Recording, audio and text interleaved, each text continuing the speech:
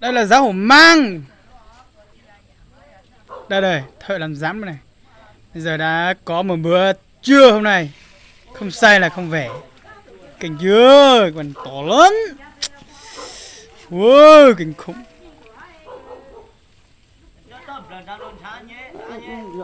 Mình nhổ nãy nãy tụi nhau giờ. Hổ. Nãy tụi nhau hổ. Nãy tụi nhau này. Trời ơi đó. Làm gì cái này các bạn dáng mà. Nào nhổ nào. Nhổ nào hỏi hổ. Đồ một tuần sao thể tốt. Nhờ tua cao mà. Hai thằng này để ca làm dáng. Nào. Giấy tơ. Hơn một sải. Dài 2m30. Kinh thật đấy. Có ai tổng thiết thì tí chưa vào nhá. Giá hổ mang không mang là không nói gì cả. Nhưng mà mới tự nó chết rồi. Nó chết rồi. Ăn mà miễn phí, không lấy tiền. Cảnh tơ. Nó ăn một cái dáng gừa. Nào nhớ. Ấy bảo là có phải dáng. Rồi cứ tía nó. Dáng đấy. Dáng đấy, đùa không? Mẹ tỏ thơ mẹ. Nó con chua. Mẹ tao biết ngay là dáng. Lấy cái tuyên bố về đi. Mới đó nó rồi. Dài chưa? Hơn một sợi. Tụi con na sau nói Na hả họ? Một xe tôi bỏ là mấy cái gì là gì vậy nè? Tôi bố này à? Nhưng mà tôi mà là bạn mà.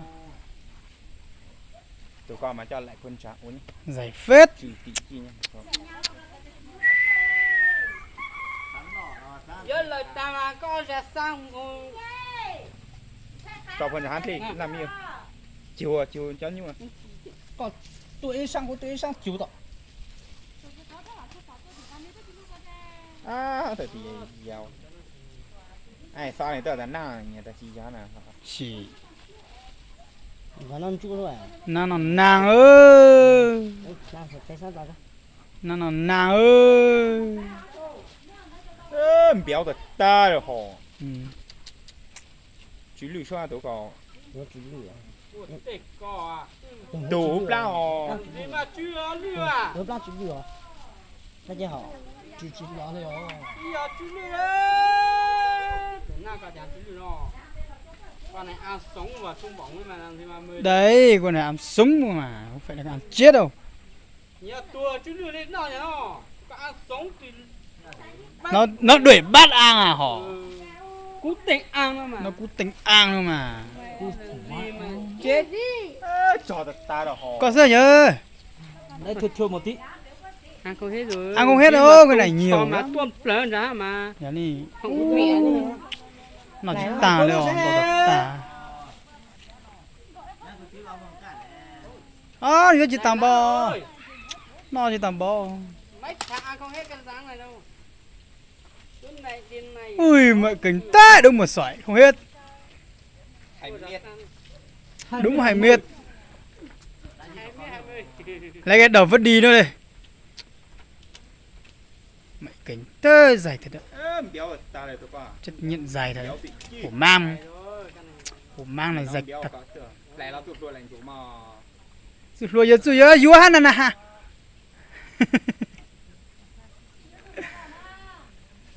Vua giờ.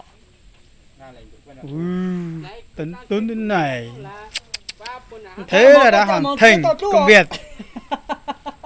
Đã hoàn thành công việc.